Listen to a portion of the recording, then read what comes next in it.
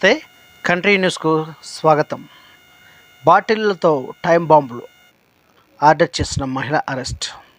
ఉత్తరప్రదేశ్లోని లక్నోలో బాటిల్లో టైం బాంబులు తయారు చేసిన ఘటనలో ఓ మహిళతో పాటు ఇద్దరిని అదుపులోకి తీసుకున్నారు. స్పెషల్ టాస్క్ ఫోర్స్ పోలీసుల వివరాల ప్రకారం బాటిళ్లలో ఇనుప గుండ్లు, పేలుడు పదార్థాలను నింపి తయారు చేసిన టైం బాంబులను డెలివరీ ఇచ్చేందుకు వెళ్తుండగా జావేద్ అనే వ్యక్తిని అరెస్టు చేశారు. విచారణలో నిందితుడు ఇచ్చిన సమాచారం ఆధారంగా ఇమ్రానా అనే మహిళను అదుపులోకి తీసుకున్నారు. ఇమ్రానా విచారించగా 2013లో జరిగిన మత ఘర్షణల్లో తన ఇల్లు ధ్వంసమైందని, మళ్ళీ అలాంటి ఘటనలు చెలరేగితే బాంబులు కావాలనే ఉద్దేశంతో తయారు చేయించినట్లు విచారణలో చెప్పింది.